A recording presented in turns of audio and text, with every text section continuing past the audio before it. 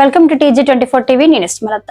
మేడ్చల్ జిల్లా కుత్బుల్లాపూర్ నియోజకవర్గం జగద్గిరిగుట్ట కార్యాలయంలో మహిళలు ఘనంగా సావిత్రిబాయి జ్యోతిరావు పులే వర్ధంతి ఘనంగా నిర్వహించారు. ఈ సందర్భంగా మాజీ కౌన్సిలర్ గూడవరమ్మ మాట్లాడుతూ, పూర్వం మన దేశంలో విద్యా అవకాశాలు లేని రోజున మహిళలకు విద్య అవసరమని భావించి స్త్రీ విద్య పాపం కాదని, కుల మత వర్గ విభేదాలు లేకుండా స్త్రీలకు పాఠశాల ఏర్పాటు చేసి భారతదేశంలో మొదటిసారిగా స్త్రీలకు విద్యను అందించిన మార్గదర్శి సావిత్రి జ్యోతిరావు పులే సేవలు మరవలేనివని అన్నారు. మహారాష్ట్రలో కరువు ప్లేగు వ్యాధి వచ్చినప్పుడు ప్రజలకు అండగా నిలబడి సేవలు అందించారని అన్నారు. మహిళల విద్య ఆవశ్యకత చాలా అవసరమని, సమాజాన్ని మార్చే శక్తి విద్యతో జరుగుతుందని అన్నారు. సావిత్రి జ్యోతిరావు పూలే అనేక పాఠశాలలు ఏర్పాటు చేసి బ్రిటిష్ పరిపాలనలోనే మొదటి మహిళా ఉపాధ్యాయులుగా సేవలందించారు.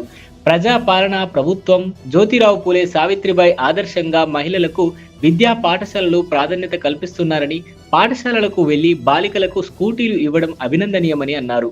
ఈ కార్యక్రమంలో మహిళలు అధికంగా పాల్గొని సావిత్రిబాయి జ్యోతిరావు పూలే వర్ధంతిని ఘనంగా నిర్వహించారు. వారు చిరస్మరణీయులు అని అన్నారు. ఈ కార్యక్రమంలో మెదక్ జిల్లా గ్రంథాలయ మాజీ చైర్మన్ దొంతి చంద్రబాబు, దళిత సంక్షేమ సంఘం జాతీయ అధ్యక్షులు అమర్ బాబు, రాష్ట్రీయ ఓబీసీ జాతీయ అధ్యక్షులు గూడ ఐలయ్య గౌడ్, మహిళా నాయకులు మంగ, సులోచన, లక్ష్మి, జయమ్మ తదితరులు పాల్గొని ఘనంగా నివాళులర్పించారు. ఈరోజు సావిత్రిబాయి గారి వర్ధంతి సందర్భంగా పిలవగానే విచ్చేసిన మీ అందరికీ, మరి ఈరోజు కార్యక్రమానికి ముఖ్య అతిథిగా విచ్చేసిన చంద్రగౌడ్ అన్న గారికి, అదేవిధంగా అమర్ బాబు అన్న గారికి, ఐలే గారికి, మరి అమీద్ అన్న, నా తోటి మహిళలందరికీ, మల్రెడ్డి అన్న అందరికీ నా యొక్క హృదయపూర్వక ధన్యవాదాలు తెలియజేస్తున్నా. ఈరోజు ప్రతి సంవత్సరం కూడా వర్ధంతి జరుపుకుంటారు. కానీ వారి యొక్క గొప్పతనం ఇంతకుముందు మనం మాట్లాడి చెప్పిన చంద్రగౌడ్ అన్న కానీ, అమర్బాబు అన్న కానీ ముగ్గురు మాట్లాడిన వ్యక్తులు చెప్పడం అనేది జరిగింది. కానీ మనం వాస్తవంగా కూడా పుస్తకాలలో చరిత్ర తిరిగేస్తే కూడా అదే రకంగా సావిత్రిబాయి గారి చరిత్ర చాలా గొప్పగా ఉంది.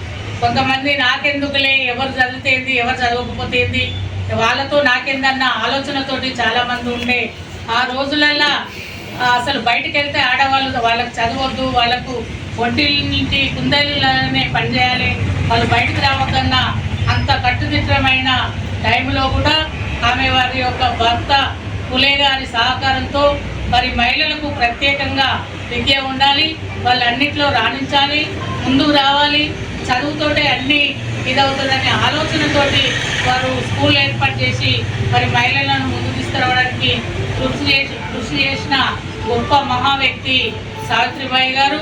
మరి మనం వారిలో కొంచెమన్నా వారి యొక్క స్ఫూర్తి తీసుకొని మన వంతుగా డెవలప్ చేయడానికి, మహిళలకు సహకరించడానికి, మరి దేశ అభివృద్ధికి సహాయపడేటట్టుగా మనం అందరం ముందుకెళ్ళాలని, మరి గవర్నమెంట్ను కూడా ఈ సందర్భంగా ఇంతకుముందు అన్నగారు అన్నట్టుగా మరి ఎంతో గొప్ప మేధావుల కార్యక్రమాలు అనేది చేయడం అనేది జరుగుతుంది.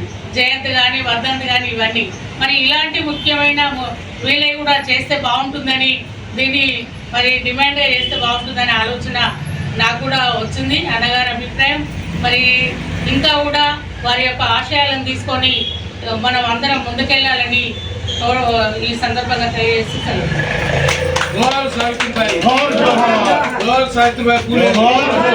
Hi, నేను సత్యశ్రీ.